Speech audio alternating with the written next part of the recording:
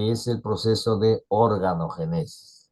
Es decir, las grandes masas celulares ya se han movilizado adecuadamente en ese periodo de histogénesis y ahora corresponde propiamente la organización de estos tejidos en la conformación de los diferentes órganos y sistemas. Y lógicamente, una vez terminada la organogénesis, ya entramos a la etapa fetal que va desde la novena hasta la decimocuarta, hasta la 40 semanas, que constituye el crecimiento y desarrollo prenatal. Prenatal es la etapa fetal. Entonces, tenemos que tener bien claro estas etapas de la gestación. La primera, que es desde la fecundación hasta la implantación, las 2 primeras semanas. La implantación va al término y, lógicamente, en este periodo denominado histogénesis. Embriogénesis, la etapa embrionaria que va, en realidad, toda esta etapa es la etapa embrionaria, toda, desde el mismo momento de la concepción. Pero ahí está, etapa de histogénesis, las 2 primeras semanas, y desde la tercera.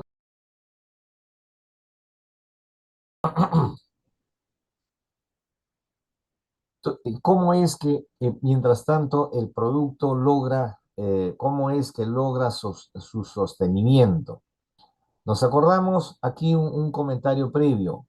Ambos gametos, tanto el masculino como el femenino, una vez que han sido formados, tienen un tiempo de vigencia. Acuérdense que el óvulo, igual el espermatozoide, tiene un proceso de vigencia de aproximadamente 72 horas. Pasadas esas 72 horas, si ninguno de ellos logró participar en un proceso de fecundación, estos van a desaparecer, porque su actividad biológica, su actividad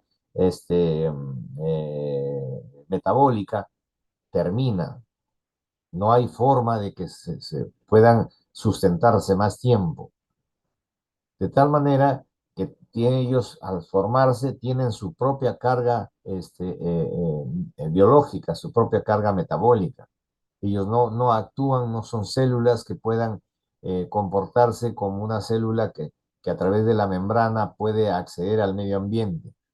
Y es cuando ya se formó, cuando existió la fecundación y que se forma la nueva célula, el cigoto. Este cigoto sí tiene la posibilidad de conducirse como una nueva célula que tiene su membrana y a través de la membrana puede obtener los elementos que lo rodean para facilitar su metabolismo, es decir, sus elementos nutritivos. De tal manera, recordamos que este cigoto comienza a avanzar a través del oviducto y es en este oviducto que lógicamente va avanzando de un estadio de una célula, estadio de 2 células, y estas células necesitan nutrición, y esta nutrición necesariamente la van a obtener de todo lo que le ofrece la mucosa tubaria. La mucosa tubaria, las células de la célula de la trompa, mediante este mecanismo de membrana le permite el sustento energético hasta llegar a la cavidad uterina. Y ya en la cavidad uterina ya está obteniéndose el estadio de blastocisto, de tal forma que este blastocisto ya puede establecer a un mecanismo mayor, porque ya este endometrio, acuérdense que este endometrio se encuentra en fase secretora. Por eso es que mientras es proliferativo, no lo nutre, tiene que ser secretora, o sea, la progesterona hace que este endometrio que ha crecido se vuelva funcional, de tal manera que cuando el blastocisto ha llegado a este endometrio, le pueda ofrecer todo lo que necesita para asegurar su nutrición en la llamada leche uterina, ¿cierto? Que ¿Dónde está la leche uterina? Son todas las secreciones que producen las glándulas secretoras de este endometrio secretor y que van a favorecer todo el proceso de implantación y precisamente estos componentes del blastocisto en su condición de trofoblasto son las células que tienen esta capacidad de poder absorber los nutrientes y aprovecharlos. Y ahí recorramos un poquito, hay un esquemita ahí, cómo es la implantación de este blastocisto. Siempre ocurre al final de la primera semana, del quinto al séptimo día, generalmente al sexto día, y generalmente ocurre en el fondo uterino. En este endometrio, como acabamos de decir, en fase secretora. Y este producto de la gestación, este blastocisto, ya se ha diferenciado en trofoblasto por fuera y embrioblasto por dentro. En tanto que la zona pelúcida, que era lo que se componía inicialmente al momento de haberse producido la fecundación, desaparece lógicamente para entrar en contacto, quedar en contacto directo el trofoblasto.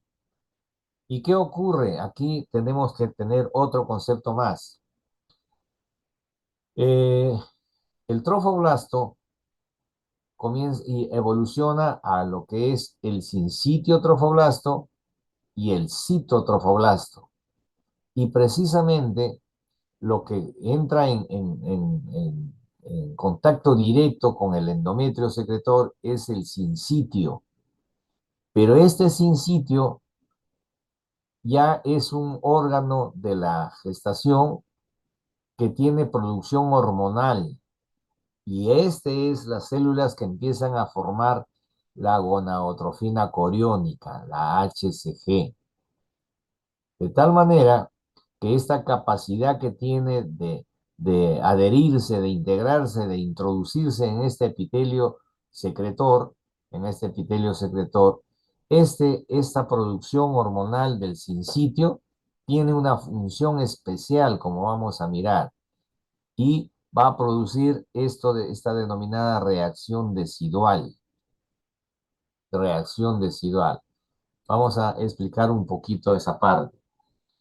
Recordamos entonces que el blastocisto llega a la cavidad uterina y inmediatamente, por fenómeno mecánico de ley física, atracción de masas, la parte del embrioblasto es la que va a estar dirigida hacia el, el, la parte de todo el trofoblasto, que en el interior tiene al embrioblasto, va a estar, es la zona que va a adherirse. Primeramente tiene el precontacto con la mucosa uterina, el endometrio secretor, luego ya reconoce la zona, se ubica la zona del embrioblasto en esa dirección y eso se le denomina la famosa aposición. Luego viene el fenómeno de adherencia para empezar el proceso de invasión. Esto es la implantación al sexto, séptimo día máximo de la primera semana. Blastocisto que ingresa a la cavidad uterina, blastocisto. Y decíamos, aquí tenemos otro dibujito, otro esquemita, el blastocisto ingresó a la cavidad uterina, encuentra este epitelio, que es un epitelio secretor, hace la posición siempre en relación a la masa donde está el embrioblasto y empieza la adherencia mediante la actividad enzimática y proteolítica que tiene este sincitio trofoblasto. Y este sincitio trofoblasto empieza el proceso de invasión, es decir, se introduce dentro del epitelio secretor y este sincitio trofoblasto busca los vasos sanguíneos. Se mete dentro del endometrio secretor. Todavía es endometrio secretor. Y este sincitio trofoblasto va buscando los vasos sanguíneos, forma las lagunas sanguíneas y está produciendo HCG. ¿Y para qué es necesaria la HCG tempranamente producida por el sincitio trofoblasto?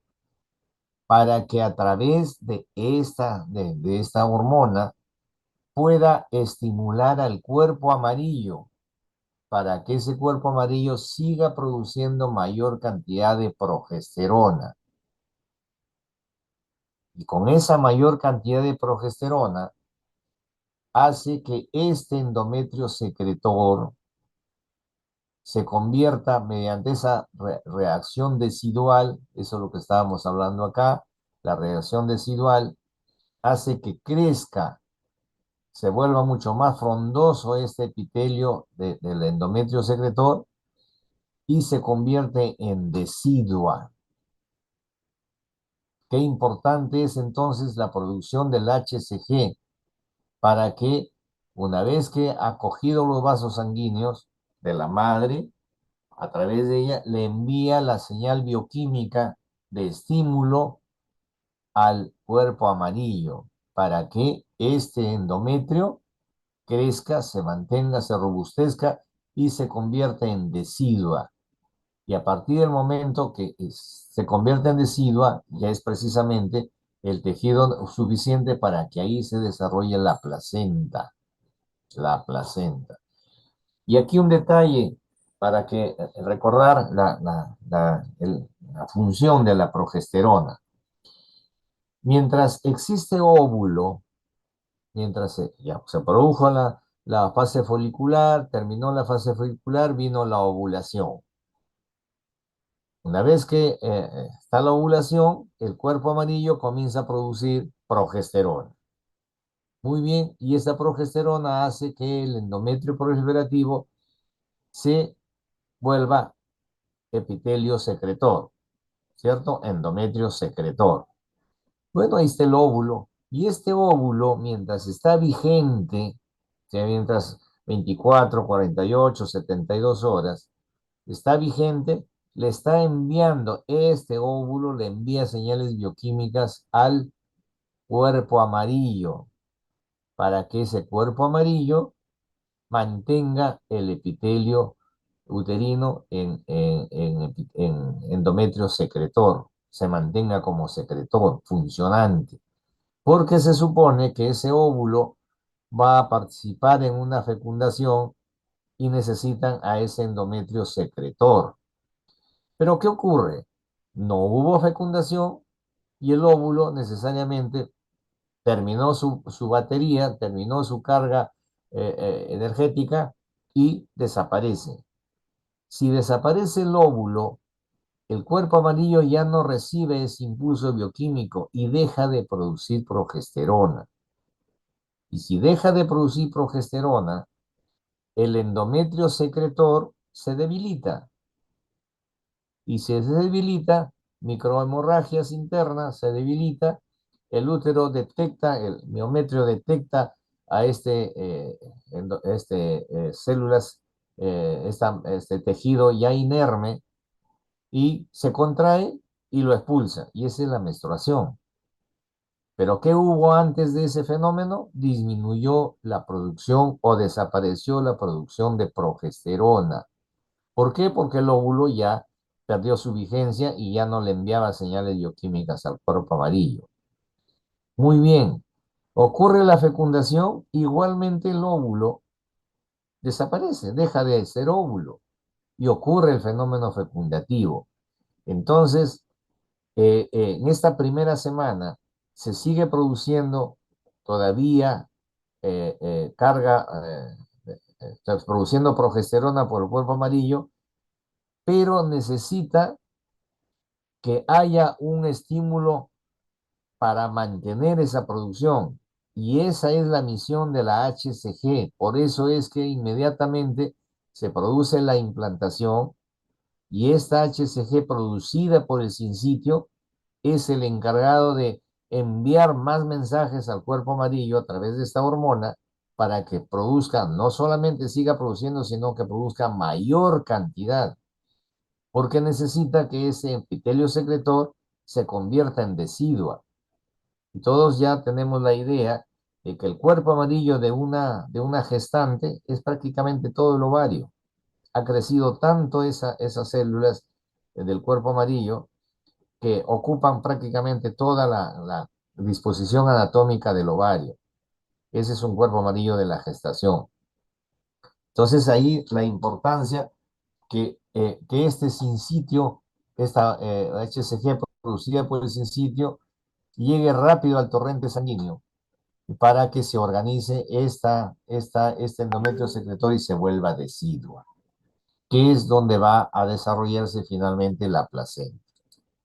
Muy bien, entonces recordamos que esta implantación que ocurre por la acción enzimática proteolítica del blastocisto a través del trofoblasto va a digerir las células endometriales y en principio las digiere y estas células trofoblásticas al inicio van a trasladar los nutrientes al interior del blastocisto. Estamos hablando todavía de blastocisto que por fuera tiene su trofoblasto y ese trofoblasto va a evolucionar, como hemos dicho ya, en sincitio trofoblasto y citotrofoblasto. De tal manera que finalmente estas células trofoblásticas van a transformarse evolutivamente en las vellosidades placentarias, la misma placenta y las membranas fetales que ya están dentro del desarrollo embrionario y fetal. En esta etapa embrionaria, indudablemente, como hemos dicho, la hormona, la progesterona secretada por este cuerpo lúteo va a continuar, pero es necesario que se convierta, como ya hemos mencionado, en este endometrio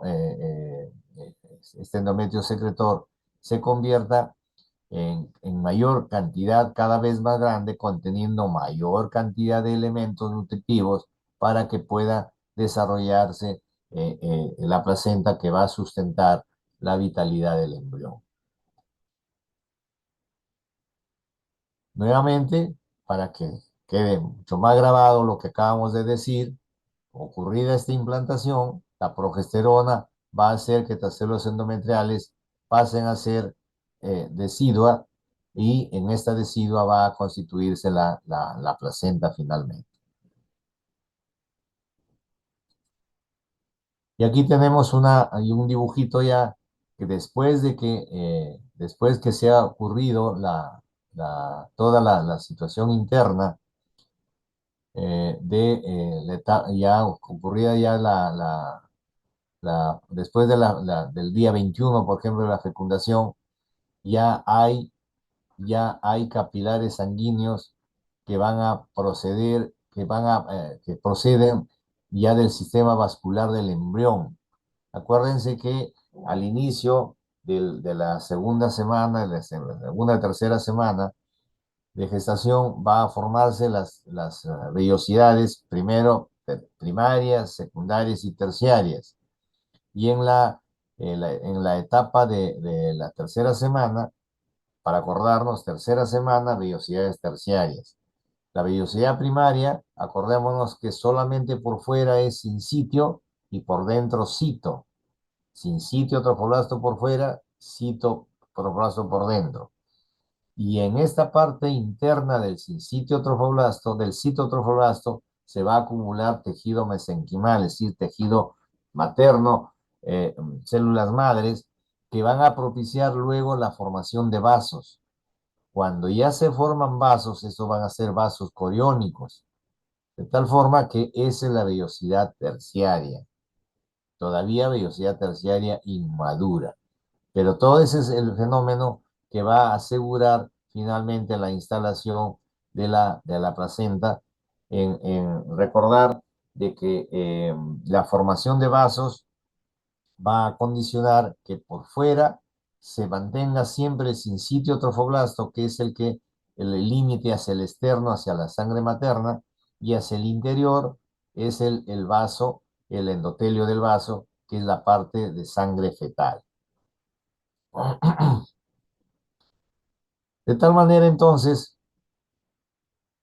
que tenemos que en esta procesión evolutiva intraútera del producto, vamos a recordar nuevamente en estas primeras semanas la diferenciación del embrioblasto, como hemos dicho, el trofoblasto, el sincitio trofoblasto que va a terminar en la placenta. La tercera a la octava semana, después de diferenciarse en ectodermo, mesodermo y endodermo, va a formalizarse la organogenesis, como ya lo hemos mencionado. Eh, de la etapa fetal, como ya sabemos, es la etapa que va desde la octava semana, desde la novena semana hasta la semana 40. Y aquí recordamos un poquito este desarrollo ya del feto. Estamos hablando de la novena semana, primera, cuarta, quinta, tercera, octava semana. Octava semana son 2 meses, ¿cierto? 2 meses. Pero ya cuando entramos en el tercer mes ya estamos hablando del término del primer trimestre. Entonces, orgánicamente, el desarrollo fetal tiene ese sentido cefalocaudal. O sea, se desarrolla más la parte cefálica antes que la parte caudal. Y es notorio entonces que la cabeza es la que va a desarrollarse mayormente en mayor porcentaje en relación al resto del cuerpo. De tal forma que al término ya del tercer mes vamos a reconocer en nuestra cabeza y lógicamente ya la cara tiene realmente ese aspecto conocido del humano, teniendo en cuenta, teniendo en cuenta que en este primer trimestre el desarrollo de la cabeza, como ya hemos visto en una imagen anterior que hemos revisado, la cabeza ocupa el 50% con respecto al cuerpo. Al final del segundo trimestre es la tercera parte y ya un feto pretérmino es la cuarta parte. Recordamos en este desarrollo fetal que a las 12 semanas ya aparecen los centros de osificación, a las 12 semanas, al término ya del primer trimestre. Indudablemente que debemos recordar cómo es evolutivamente esta organogénesis y ya en la sexta semana existe la formación, por ejemplo, de las asas intestinales, que a las 12 semanas van a retraerse porque ya se forma la cavidad abdominal. Estos conceptos los estoy mencionando aquí para que vean cómo es la evolución y la organización de estos tejidos para su disposición final después en la etapa fetal. Recordamos entre el cuarto y quinto mes, el feto se alarga y una característica está cubierto de un vello fino llamado el anubo. Y es aquí, en el quinto mes, que la madre puede referir que existen movimientos o que siente movimientos del feto, como signos característicos que pudiéramos reconocer. Ya al sexto mes existe ya una maduración de la piel, pero todavía tiene un aspecto muy rojizo y está rugoso, lógicamente porque todavía no tiene la suficiente cantidad de tejido adyacente. Y lógicamente, en este sexto mes todavía no hay madurez de los restos de órganos que si se produce un parto en estos momentos, un parto prematuro realmente es muy difícil que sobreviva, a pesar de que en algunos casos, mediante tecnologías, se ha logrado ayudar a que pueda sobrevivir, pero sin embargo es sumamente difícil, sobre todo porque no hay todavía suficiente soporte del aparato respiratorio, menos todavía del sistema nervioso. Entonces, aquí en el sexto mes, la prematurez siempre va a ser muy difícil que sobreviva que progrese un recién nacido prematuro a este nivel. Sin embargo, ya al séptimo mes, ya existe una longitud cefalocaudal de 25 centímetros y ya hay un peso de más de 1 kilo promedio. Eso debemos recordar. Longitud cefalocaudal, está mal escrito longitud ahí, disculpen ahí. longitud, he puesto ahí, eh, este, 25 centímetros y un peso aproximado de 1000 gramos. Séptimo mes, estamos hablando 28 semanas, un poquito más, este, ya es un feto que sí está en condiciones de poder sobrevivir. Indudablemente, ya en el octavo y noveno mes va a hacer una ganancia máxima de peso. La piel indudablemente se le reconoce que está cubierta por esa eh, famosa grasa blanquecina que observamos en algunos recién nacidos. Y ya logra un peso promedio de 3,5 gramos y con una longitud de 50 centímetros, que es un feto al nacer en este octavo mes, prácticamente del octavo al noveno mes. Aquí una tablita que ya la conocemos también, pero vale la pena recordarla. Tenemos la parte evolutiva considerando los cálculos más que nada hechos ecográficamente, que nos dan una idea porcentual de cómo va evolucionando, por ejemplo, entre la novena y las 12 semanas, la longitud cefalocaudal entre 8 centímetros máximo y tiene un peso aproximado de 45 gramos. Y así por el estilo hasta llegar a las 38 semanas con un promedio de cefalocaudal. Cefalocaudal no es toda la longitud, sino es corona nalga de 36 y un peso promedio de 3 kilos a máximo 3,500. Muy bien. Ahora nos toca revisar un poco lo que es la fisiología del feto, es decir, lo que significa todo lo que es la conformación anatómica funcional desde esta etapa embrionaria hasta la etapa fetal. Reconocemos entonces algunas características macroscópicas de todos los órganos que indudablemente van a comportarse y tener un comportamiento que tenemos que reconocerlo para establecer la función o poder establecer en algún momento del control prenatal a que nos estamos refiriendo también, podemos encontrar algunas situaciones especiales pero que tenemos que recordar que cómo es estos detalles de los diferentes órganos. Recordamos que el cuarto y quinto mes, los órganos fetales ya están prácticamente iguales a un recién nacido. Están desde el cuarto al quinto mes. Ya se han formado todos, solo lo único que se logra es una mayor definición orgánica y un aumento del peso sustancial. Pero en sí, estructuralmente, ya están los órganos idénticos al recién nacido. Indudablemente, en la segunda mitad de la gestación es que se completa la maduración de los órganos y sistemas. Ya estructuralmente están conformados, pero necesitan de todas maneras un periodo de organización final para obtener la máxima función, que es la que se requiere del recién nacido. Acuérdense de que todos los órganos que se han conformado y que han madurado se conforman primero estructuralmente y luego tienen que madurar para obtener la función para lo cual están definidos.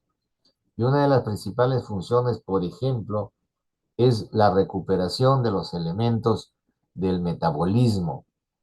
Es decir, la placenta es el órgano que le da todo lo que necesita a través del cordón umbilical al feto, ¿cierto? La placenta es la que le proporciona todo lo que necesita para su desarrollo y evolución al feto. La placenta, lógicamente, lo obtiene del organismo materno. Y para eso el organismo materno se ha adaptado porque hay algo que le está consumiendo una serie de mayores necesidades nutritivas y para eso se ha adaptado el organismo materno en general. Pero aquí tenemos que tener claros los conceptos. Finalmente es el organismo materno el que proporciona todo, pero el feto no recibe de la madre, recibe de la placenta. De tal forma que si esta placenta no está conformemente establecida, no está cumpliendo un porcentaje mayoritario de sus funciones, no garantiza la supervivencia del feto. Entonces, no es la madre la que le da al feto lo que necesita, es la placenta. Y para eso esta placenta tiene que organizarse adecuadamente. De tal manera que los órganos maduran prácticamente después en la segunda mitad de la gestación, con una maduración efectiva para ser útiles en el momento del nacimiento. Decía, por ejemplo, si la placenta es la que le da todo y en el momento del nacimiento, no solamente la ligadura del cordón significa el corte de lo que le da la placenta al feto, sino que no solamente es el corte físico, sino lo que le daba la placenta deja de darle bruscamente. O sea, todo lo que le da la placenta en el momento del nacimiento se corta y el feto tiene las condiciones necesarias para que reaccione y pueda buscar obtener él, en su organismo, lo que necesita. Y lo que necesita inmediatamente es el aporte de oxígeno. Por eso es de que el cerebro ya está neurológicamente maduro, teniendo que madurar algunas cosas más, el aspecto neurológico ya durante el primer año, pero lo mínimo, lo básico ya lo tiene establecido, como es, por ejemplo, el poder reaccionar ante la hipoxia. El recién nacido realiza la primera inspiración gracias a que la hipoxia fetal promueve la reacción inmediata del funcionamiento del sistema de obtención de oxígeno del medio ambiente. ¿Y cómo lo hace? Entrando en funcionamiento todo el sistema respiratorio, en este caso del diafragma y músculos intercostales para realizar la primera inspiración. Inspira porque precisamente ha puesto en evidencia el reflejo del sistema respiratorio, el centro respiratorio, detectó la hipoxia e inmediatamente puso en funcionamiento el organismo que ya para eso está preparado, a eso me refería. Igualmente, aprovechando el concepto, después, igualmente, otros centros neurológicos están listos para reaccionar, por ejemplo, cuando ya falta el resto de nutrientes. ¿Qué ocurre? Ocurre estado de hipoglicemia. Y el estado de hipoglicemia hace que reaccione igualmente el sistema digestivo y busque el recién nacido y se produce el efecto de la succión. Por eso es que busca inmediatamente inducir algo al sistema digestivo, que es la única forma de obtener lo que necesita para sobrevivir, los nutrientes. Y luego ya tardíamente viene la asistencia hormonal, como ya hemos discutido algunas veces, ya hemos expuesto algunas veces. La placenta le da entonces oxígeno nutritivo y hormonas. Acuérdense que la placenta es una acción glandular, una función endocrina, y todas las hormonas que necesita el feto para su funcionamiento interno se las proporciona la placenta. En el momento que nace le cortan todo, le cortan nutritivo, le cortan hormonas, le cortan oxígeno. Y ya sabemos entonces cómo comienza a recuperar. Recordamos entonces cómo es que evolutivamente estos órganos que entran en función en el momento del nacimiento han ido modelándose. Y así tenemos en primer término, por ejemplo, el aparato circulatorio. Es decir, este famoso corazón fetal, que es las primeras organizaciones de movimientos de estructuras celulares, llámesele en este caso, movimientos de los compuestos sanguíneos, los primeros elementos que comienzan a movilizarse en base a al funcionamiento bioquímico es cuando el corazón se dice que empieza a latir, es decir, comienza a desplazar células, en este caso hematíes, y ya se produce a partir de la cuarta semana de gestación, en donde existe esta famosa contracción de partes celulares y teniendo ya una frecuencia inclusive que se ve entre la cuarta y quinta semana, básicamente hacia la sexta, detectado por ecografía y comenzamos a mirar una frecuencia de hasta 70 movimientos que se le pueden reconocer como latidos por minuto. Es desplazamiento de estas células como un reflejo y es ya una frecuencia cardíaca que se puede notar ecográficamente definitivamente a partir de la sexta, séptima y octava semana, indudablemente. Lógicamente, la frecuencia cardíaca fetal, como ya sabemos, después por la misma velocidad de nutrición que ya ha organizado el corazón fetal, este, tenemos que alcanza una frecuencia de 140 promedio por minuto en la vida intraútera, teniendo un mínimo de que sustenta un metabolismo interno del feto con 120 hasta un máximo de 160, teniendo lógicamente el promedio de 140 por minuto como ya conocemos. ¿Cómo es la formación de estas células sanguíneas? En la tercera semana de gestación vemos la formación del saco vitelino. En este saco vitelino es que se comienzan a producir y a conformar los eritrocitos nucleados, que en las famosas capas mesoteliales van a dirigirse de la placenta.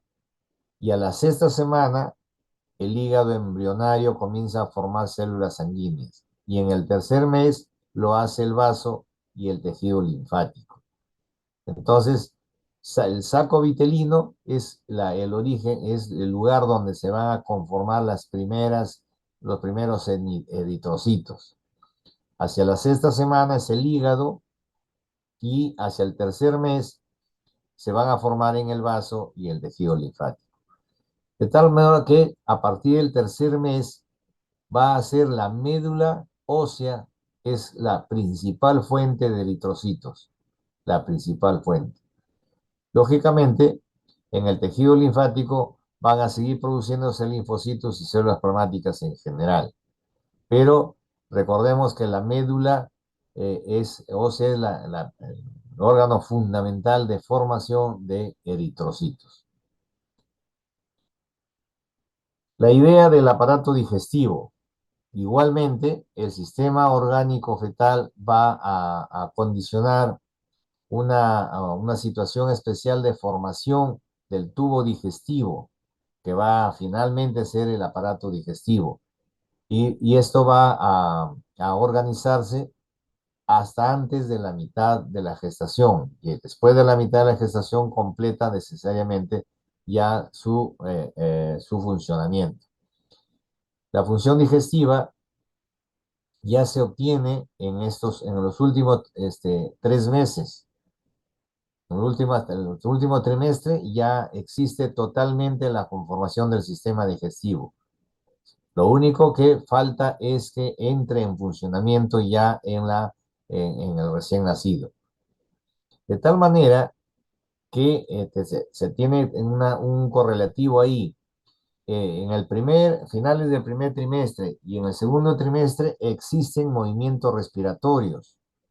¿Por qué? Porque el sistema respiratorio también necesita un impulso, que haya un contenido. Y si hay movimiento respiratorio, vale decir movimiento diafragmático y movimiento torácico, de los músculos torácicos, para que ingrese líquido al sistema respiratorio, porque está conformándose todavía en ese momento. Pero ya en el tercer trimestre desaparece la reacción de movimientos ¿Por qué? Porque ya el intestino que ya está conformado tiene en su interior el llamado meconio en el contenido intraluminal, que son residuos de líquido amniótico deglutido, existen mocos, existen células epiteliales, es decir, y lógicamente los componentes de las glándulas digestivas, y que tienen necesariamente una reacción y un pH diferente, de tal forma que si por alguna razón el feto en el tercer trimestre es estimulado o entra en procesos hipóxicos, el intestino reacciona y a veces elimina meconio. Y si este meconio ingresa al líquido amniótico, indudablemente va a alterarle el pH, y si este líquido amniótico pudiera ser introducido al aparato respiratorio, sería perjudicial. Por eso es que en el tercer trimestre no hay o se anula la reacción de los movimientos respiratorios. Estamos hablando todavía de la vida fetal. Con respecto, por ejemplo, al sistema excretor, o sea, la formación de los riñones, recordamos que el riñón fetal comienza a formar orina ya en el segundo trimestre. En el segundo trimestre, primer trimestre, estamos hablando de las 12 semanas, y esto tiene que ver porque el líquido amniótico prácticamente deviene de la formación de la orina fetal. Hasta un 80% del líquido amniótico se obtiene de la orina fetal. Y aquí nos acordamos del término oligohidramnios, que lógicamente es cuando existen muy poca cantidad o nula de la volumen de este líquido amniótico. Acuérdense que el líquido amniótico es necesario que esté presente en la bolsa amniótica para permitir el desarrollo armónico del feto, porque si no tiene un sitio donde pueda desarrollarse armónicamente, puede ocurrir una serie de situaciones especiales como deformaciones fetales que inclusive pueden ocasionar mayores daños. Recordamos entonces que el líquido amniótico, teniendo como principal origen la orina fetal, muchas veces el oligohidramnios, que es la poca cantidad o nula del líquido amniótico, estaría necesariamente en relación a que no haya función renal adecuada o que no haya riñones. Y lógicamente eso se relaciona con la famosa muerte súbita o muerte fetal, porque no hay condicionamiento adecuado de la función renal. Habíamos hablado del sistema respiratorio. Indudablemente, el metabolismo fetal es el que se basa en que el oxígeno que le proporciona la placenta va a funcionar de acuerdo a la condición que tiene la placenta con respecto al pulmón nuestro, ¿no es cierto? Recordamos que quienes respiran son nuestras células. Las células son las que respiran. O sea que tenemos como función respiratoria, llamamos respiración a la salida y entrada del intercambio de oxígeno y anhídrido carbónico como producto del metabolismo celular. O sea, la célula es la que ingresa oxígeno y elimina anhídrido carbónico, y eso se llama respiración, como producto del metabolismo celular. Entonces, el pulmón no tiene metabolismo pulmonar. Lo que tiene es que se concentra en la sangre, lleva sangre que tiene altos contenidos de anhídrido carbónico y poco oxígeno. Y precisamente en el pulmón tiene la posibilidad de establecer un área donde haya mayor cantidad de oxígeno hacia afuera en el extracelular, y menor cantidad de oxígeno en el intracelular, de la cavidad alveolar.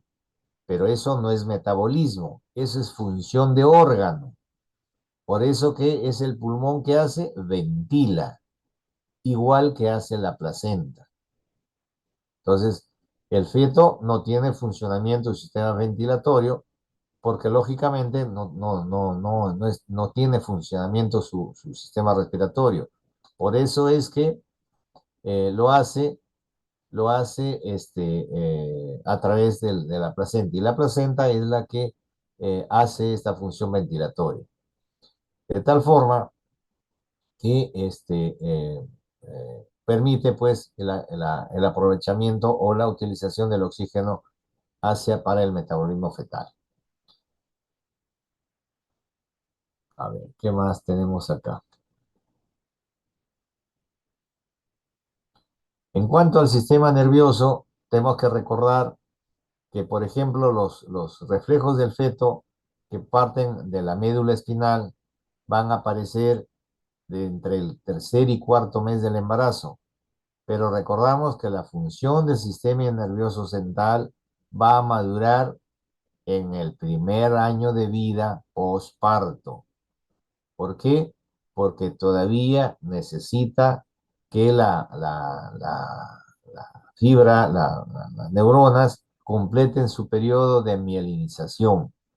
Por eso es que los estímulos, la maduración del sistema nervioso se obtiene durante el primer año.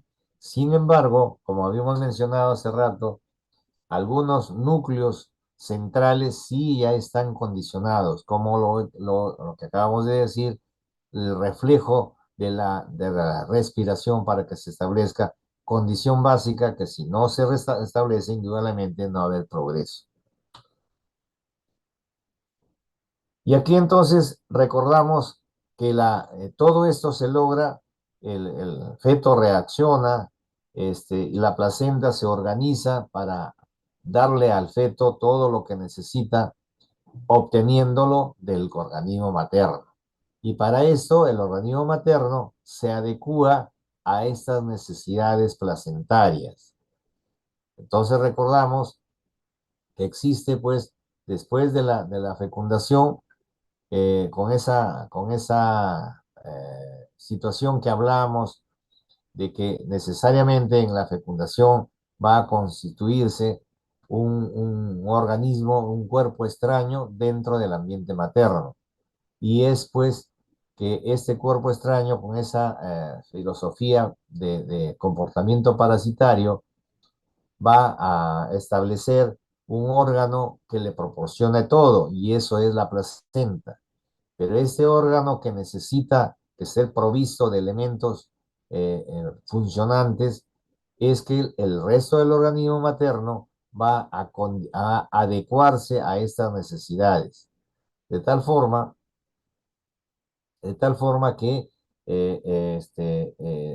va a desarrollar inmediatamente una adecuación, como vamos a mirar.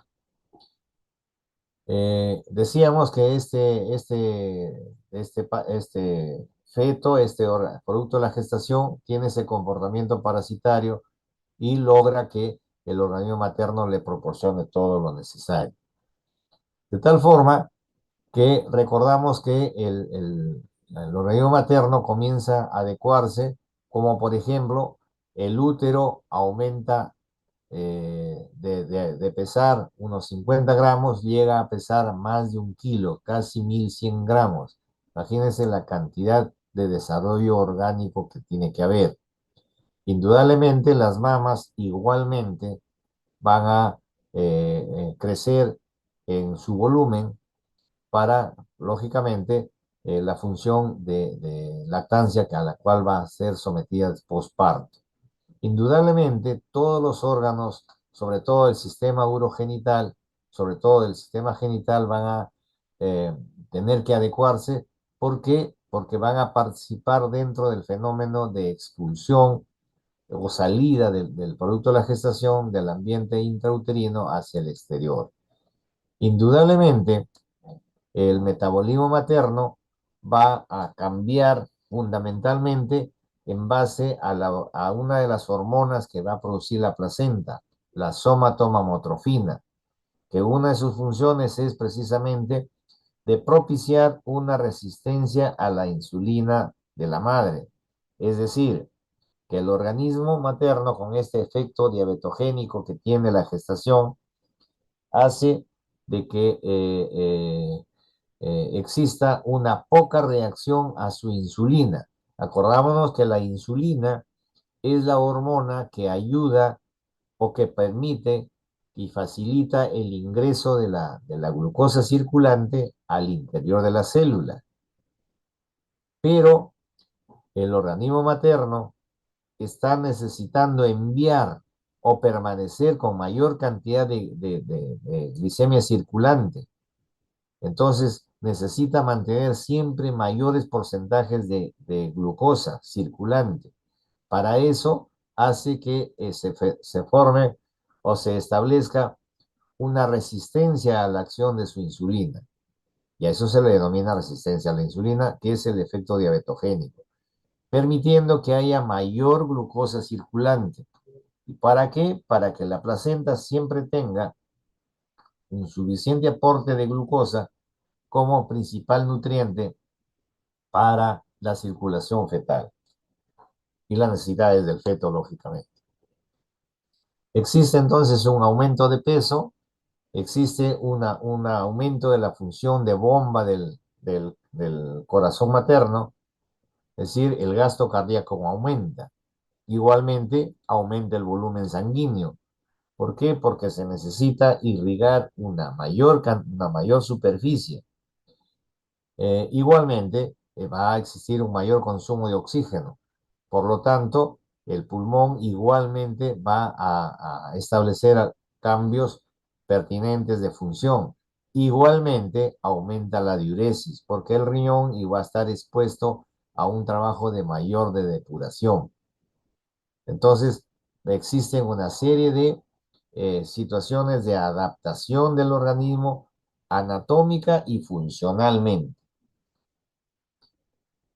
De tal forma entonces que podemos resumir el sistema cardiovascular, aumento del volumen sanguíneo, aumento de la performance de bomba, lo que hablábamos, gasto cardíaco. El sistema respiratorio aumenta su performance respiratoria indudablemente. El sistema digestivo igualmente va a aumentar la performance digestiva y el sistema osteomuscular. Acuérdense que hablamos de la famosa comportamiento del mantenimiento de la bipedestación, en ese famoso orgullo de la gestante. Lógicamente, el cambio de eje de sustentación es que tiene que preverse para mantener la bipedestación aumentando la lordosis de la columna.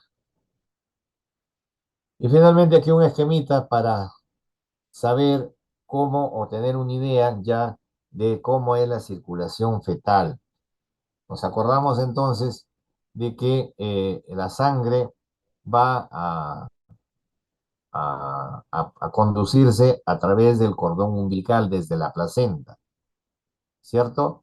Desde la placenta. Y de la placenta va a ingresar sangre hacia el hígado fetal y del hígado hacia un shunt hasta la aurícula, la aurícula derecha del corazón fetal. Y todo lo que llega al corazón se llama vena.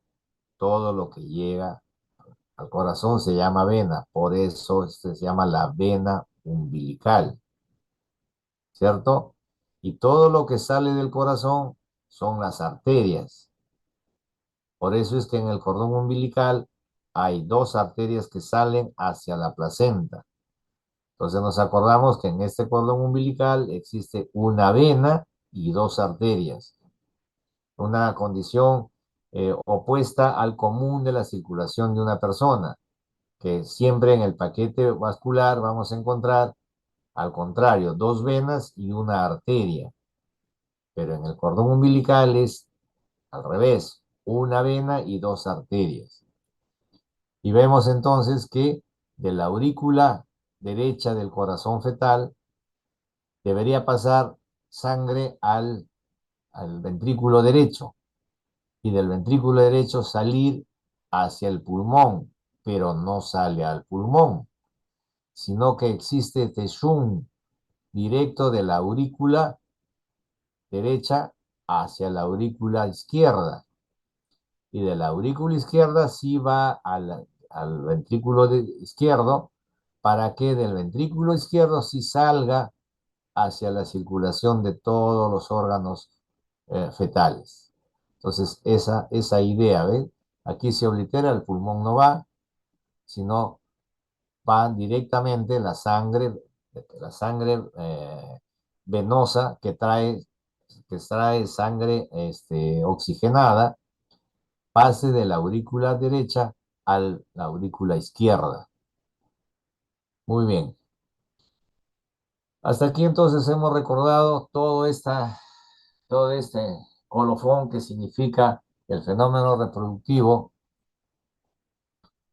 que es prácticamente la esencia, de aquí está nuestra laminita guía, que es la esencia de nuestro curso, ¿cierto? En contra de los conceptos de obstetricia, el fenómeno reproductivo que involucra la formación de los gametos, la ovulación y el organismo femenino, y lógicamente la formación del gameto masculino en el testículo y la posibilidad de que ya se encuentre en el organismo femenino la presencia de los espermatozoides, y desde aquí esto ya es un cuerpo extraño, y este cuerpo extraño es facilitado para su presencia mediante a la formación de esa acción de la progesterona que produce el cuerpo amarillo cuando ocurrida la ovulación. Entonces, hemos hecho un recorrido desde esta fecundación hasta el momento final del, de la consecución del parto, es decir, la etapa prenatal y lo que ha conllevado el desarrollo de tanto el organismo materno en su adecuación como el organismo fetal en su organización. Bien, vamos a tomarnos unos minutitos para hacer nuestra última parte y desarrollar lo que queda del seminario. Mientras, vamos a pasar lista.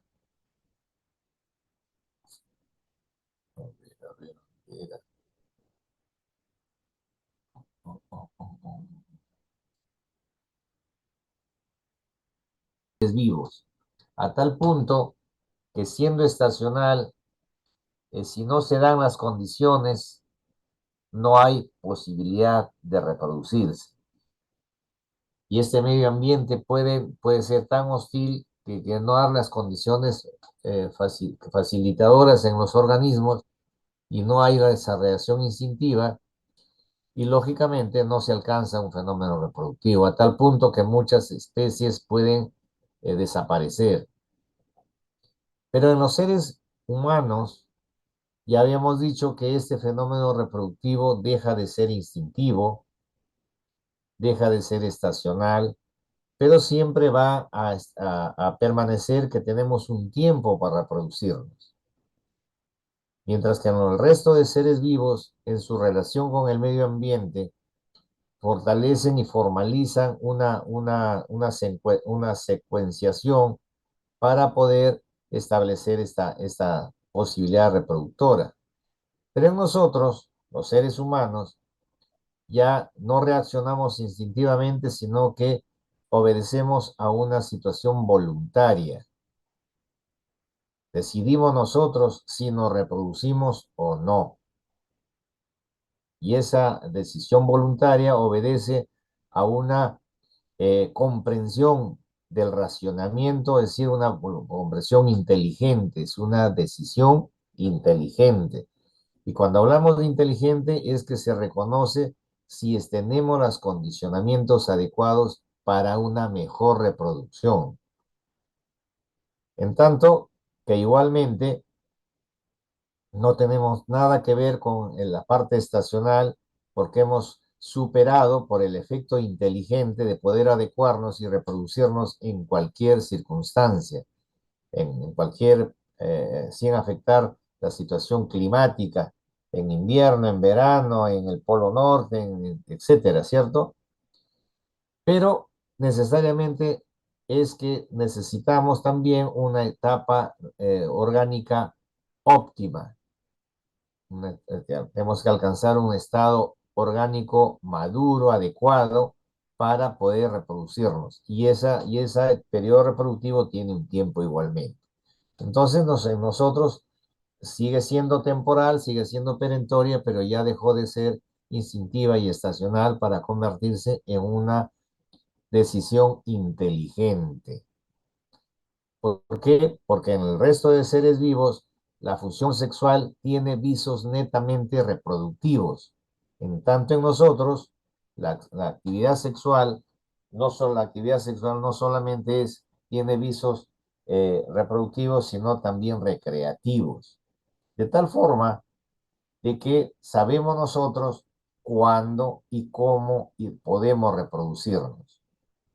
Y si nosotros podemos inteligentemente saber cuándo poder reproducirnos, es que decimos que planificamos nuestra reproducción. Y como nuestra reproducción conlleva el hecho de formalizar un núcleo directo, llámesele la familia, reconocida como la familia. Entonces, nuestra reproducción, nuestra formación familiar obedece a un proceso planificado. He ahí que deviene el concepto de poder cada uno de nosotros planificar nuestro fenómeno reproductivo, es decir, planificamos nuestra familia. Y sabiendo de que, teniendo en cuenta que decidimos cuándo podemos reproducirnos, cuándo debemos reproducirnos, cuándo queremos reproducirnos, sabiendo que nuestra actividad sexual no solamente tiene ese fin reproductivo, es que en la planificación conlleva de alguna forma ejercer nuestra sexualidad sin fines netamente reproductivos. Y ahí de que cobra importancia no solamente el hecho de alcanzar un estado de madurez orgánica y todo lo demás, sino su relación con el medio ambiente, de tener lo adecuado para fortalecer a esa familia que garantiza su nutrición, su sustento, su, su, su comodidad para vivir, para desarrollarse. Entonces, todo eso promueve que la actividad sexual, teniendo en cuenta que no solamente recreativa, no solamente reproductiva, sino también recreativa, tenemos que buscar que esta actividad sexual no promueva una reproducción que no deseamos. Y ahí es cuando empieza a relacionarse que dentro de la planificación familiar tenemos que tener en cuenta que debe haber métodos para evitar una gestación que no la deseamos aún. He ahí que su relación lo que significa planificación familiar se relaciona con la forma como evitar una gestación que no deseamos aún. De tal forma que organizadamente los estados en general, dentro de la masificación de esta información, es que se establecen condicionamientos planificados a nivel administrativo. Y ahí surge el concepto de una normalización tecnificada, es decir, administrativa, dentro de un concepto de salud que significa el estar apto siempre para poder reproducirnos, significa un estado de salud adecuado.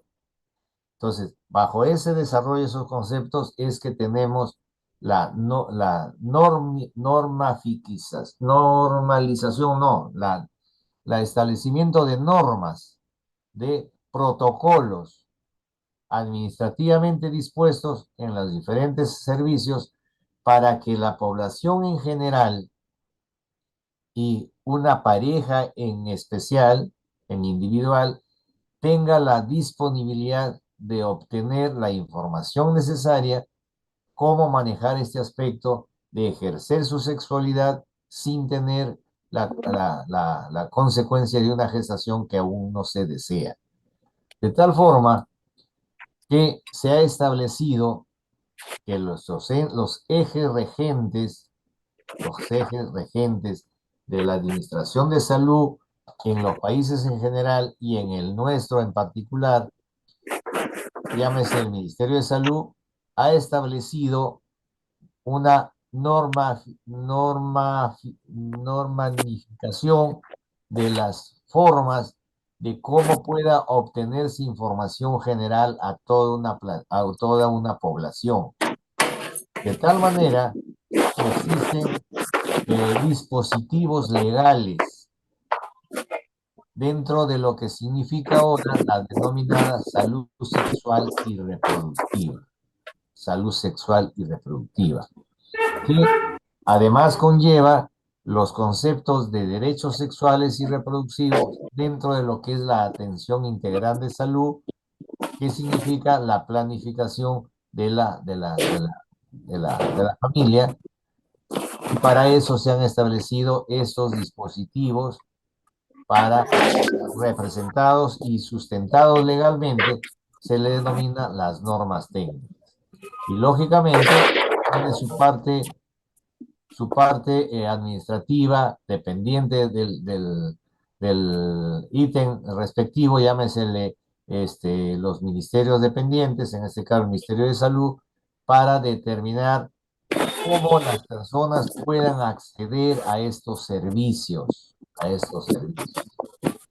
Entonces estamos adentrándonos en el estudio y en los conceptos de por qué existe una norma y por qué precisamente hablamos de lo que es planificación familiar.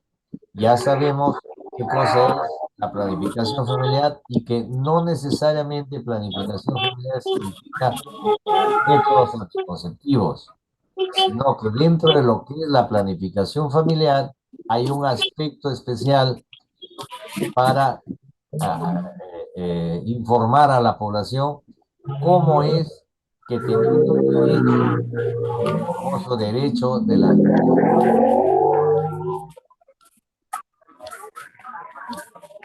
Hay un, hay un micrófono que está abierto ahí, hay música, creo.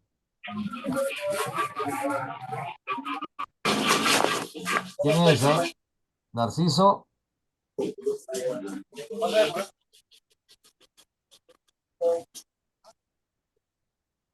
Narciso, apague su micro, por favor.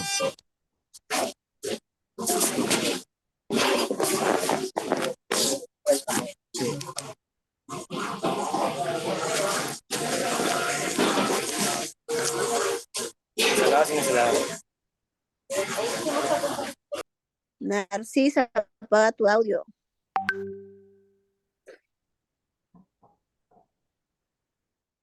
Está de fiesta, Narciso, y todavía lo enfoca, mira, ve.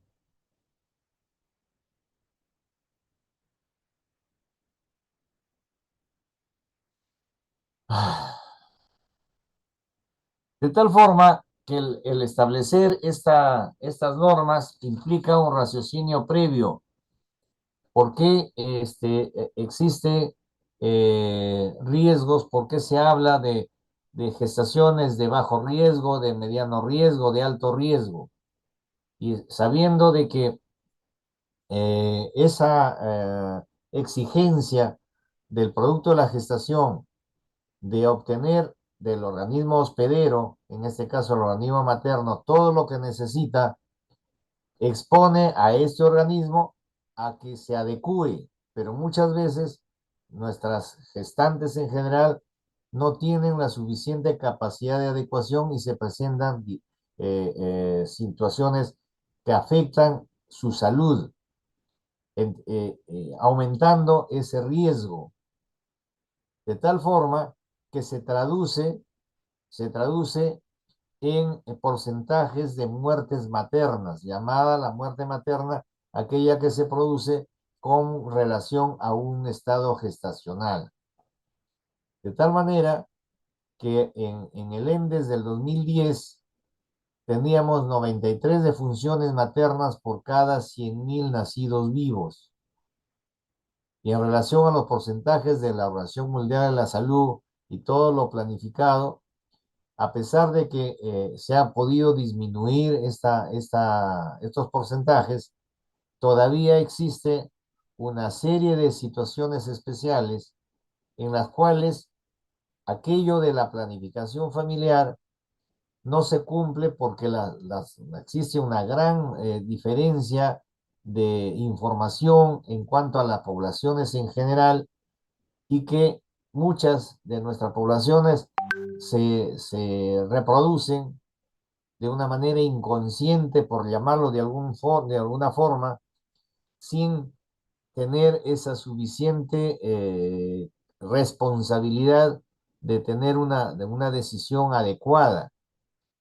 Y de tal manera que el ejercicio de la sexualidad ha provocado de que muchas gestantes, muchas de las mujeres gestan inadecuadamente, produciendo grandes porcentajes de afectaciones de salud con gestaciones de alto riesgo, muchas de ellas teniendo y provocando mayores porcentajes de muertes. De tal forma que no solamente porque existen deficiencias de los servicios de salud, como se ha sido demostrado en esta pandemia, lamentablemente en nuestro país, tiene y sigue teniendo un una absoluta deficiencia en sus sistemas de atención médica, de tal forma que por una serie de razones, estados de pobreza, etcétera, etcétera, existe un alto porcentaje aún de muertes maternas. De tal forma, de tal forma de que tenemos dentro de lo que significa la oportunidad de que nuestras mujeres en estado reproductivo puedan obtener la atención dentro de su derecho de salud reproductiva y sexual, de ayudarse a planificar una gestación, ayudarse a planificar su vida, su desarrollo familiar, evitando gestaciones que no se desean. Para esto existe información sobre formas de evitar una gestación que no se desea, los llamados métodos anticonceptivos. Lamentablemente, hasta ahora, esta planificación familiar que conlleva la información adecuada de cómo evitar una gestación que no se desea, todavía presenta porcentajes que, que dan a notar que existe un porcentaje de población en general que no accede a estos servicios, de tal forma de que la intervención en cuanto a eso, a la ofertación de estos servicios, que se ha demostrado a nivel mundial que sí mejora estos porcentajes de muertes maternas cuando se evitan gestaciones que no se desean, ha hecho de que de alguna forma se están viendo que existe una demanda de gran población, en este caso básicamente hablando de mujeres, que no acceden a esta información en cuanto a métodos anticonceptivos dentro del concepto de planificación familiar. De tal manera, de tal manera que hasta el año 16, en lo que se tenía eh, eh, conceptuado, porque no han habido otros estudios luego, tenemos en cuenta que eh, podemos ver que existe cierta prevalencia de los métodos anticonceptivos que de alguna forma ha ido aumentándose en su uso, pero que indudablemente todavía existe una demanda de mujeres en general que no acceden a estos servicios y que van inclusive hasta el 10% de usuarias que no tienen este servicio. De tal forma de que por norma que dentro de la planificación familiar se ha establecido como urgente que todos los servicios de salud tengan la oportunidad de ofrecer este servicio de planificación familiar que específicamente dice, está relacionado con los métodos anticonceptivos, pero ahora ya sabemos que planificación familiar no es solamente métodos anticonceptivos, sino que es parte, que el método anticonceptivo es parte de todo un aplicativo de formas de educación para que ayudan a las familias dentro de su planificación, de su derecho reproductivo y de salud sexual, poder evitar una gestación que no se desee. Y ahí están las razones por qué existe pues esta norma técnica, que está especificada, como ya lo hemos dicho, teniendo esta posibilidad y esta finalidad: contribuir a que las personas ejerzan sus derechos de manera responsable, libre e informada respecto a la decisión del número y espaciamiento de los hijos que desean procrear, brindando precisamente servicios de planificación familiar de calidad. Esa es la finalidad finalmente del establecimiento de esta norma, teniendo lógicamente objetivos generales, como ya podemos especificarlos, igualmente objetivos específicos que conllevan ya la descripción de una serie de situaciones especiales en cuanto a las diferencias, deberes y derechos dentro del aspecto de salud en general. Recordamos un poquito lo que ya el manejo de todos, lo que significa la anticoncepción quirúrgica voluntaria, los centros de desarrollo, todo lo que conlleva los espacios en donde se realizan estos, estos eventos en lo que se refiere a planificación familiar. Y en cuanto a la atención de planificación familiar, tenemos que revisar un poco ahora qué significa realmente estos métodos que pueden evitar una gestación que no se desea. Y tenemos métodos o protocolos a usar dentro de lo que se llama planificación familiar o método temporal o métodos definitivos.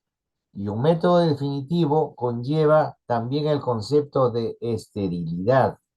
Ahí hay que tener en cuenta esta parte que a veces se malinterpreta.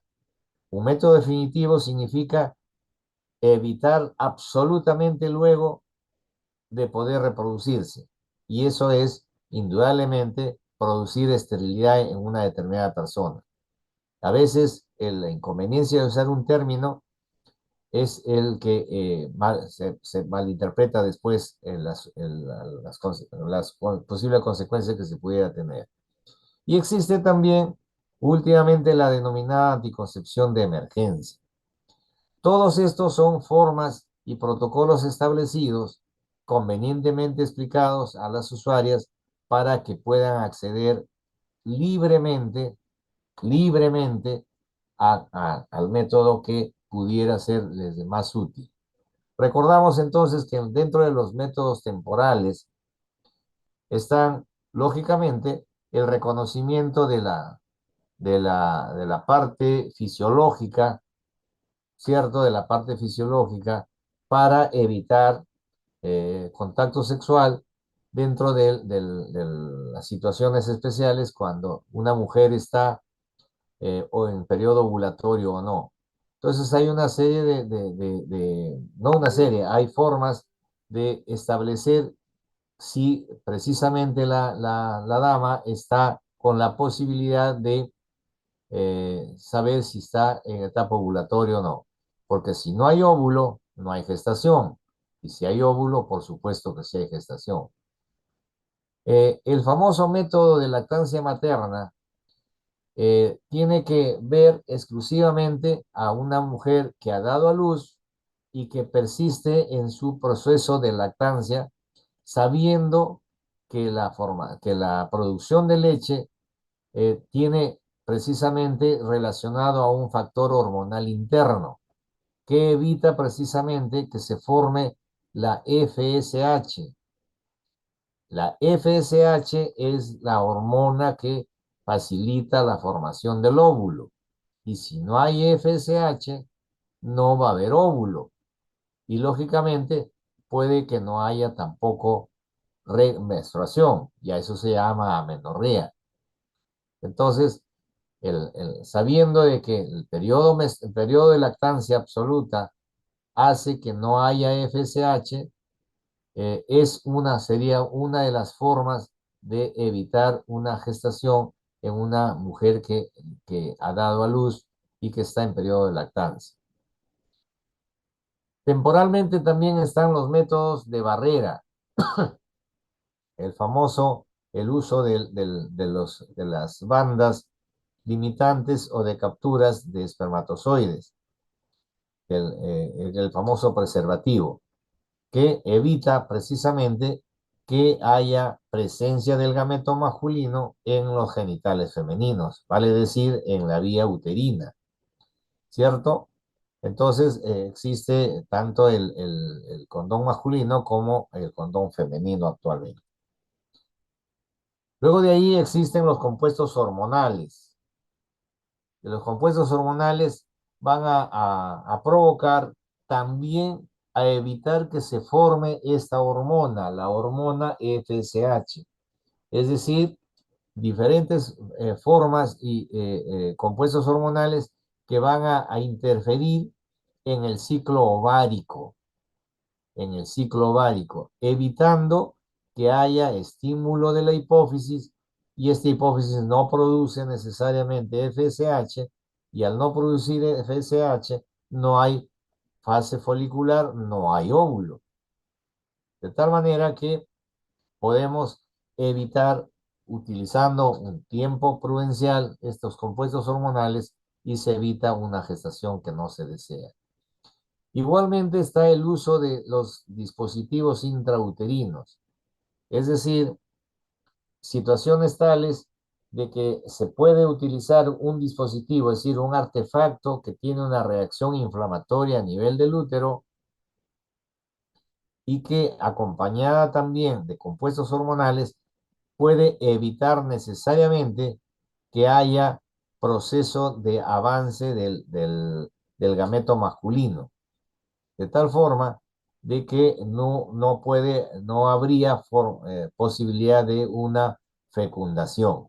Sin embargo, siempre hay en cada método situaciones de falla, de, de, de, de efectividad del método. Y como se ha visto, muchos dispositivos no han servido y el feto ha nacido con el dispositivo en su mano. Y aquí llegamos a los métodos definitivos. Son aquellos donde necesariamente hay una intervención quirúrgica. En el método definitivo es mediante cambio anatómico, un cambio anatómico del sistema genital, tanto femenino como masculino, que va a impedir que los gametos puedan integrarse. Tanto en la mujer como en el varón, podemos cerrar las trompas, por ejemplo, en la mujer y no va a haber posibilidad de que el óvulo y el espermatozoide se puedan encontrar. O igualmente, en el varón, puede recurrirse a un mecanismo quirúrgico para evitar que sea capaz de expulsar espermatozoides, como es la famosa vasectomía. Y la anticoncepción famosa, anticoncepción de emergencia, es que hormonalmente podíamos intentar, en base a concentraciones hormonales, inmovilizar tanto al espermatozoide como al óvulo, evidentemente si cabe la posibilidad de que existan, ¿no? Que una mujer estando en etapa ovulatoria y pudiera tener la oportunidad de tener una descarga seminal, utilizando estos compuestos hormonales, se aquietan los sistemas eh, eh, tanto migración del óvulo como del espermatozoide, y se logra o se busca impedir que estos integren una fecundación. Indudablemente cualquier otro método no son los reconocidos y eso están fuera de la programación oficial dentro de lo que se recomienda los métodos dentro de lo que es la planificación familiar. Aquí un poco para recordar que el personal de salud necesariamente tiene que ser personal calificado para que pueda acceder tanto a la administración como la administración en general para que la población que pueda obtener un método y pues sea debidamente informado. Igualmente, existen los famosos derechos que hay dentro de lo que es la planificación familiar. De la planificación familiar que obedece y que está en relación a que las personas no solamente se les brinde información o formas de evitar una gestación, sino significa todo un contexto dentro de lo que es la formación del concepto familiar. De tal forma, por eso es que se habla de que dentro de la planificación son otorgadas en los servicios por personal calificado. Aquí los diferentes métodos y sus estadísticas. Bien, esta parte, por favor, vamos a tener que discutirla directamente. El día de mañana en la práctica vamos a hacer una demostración un poco del conocimiento directo de lo que significa planificación familiar con los métodos respectivos. ¿Alguna pregunta, por favor?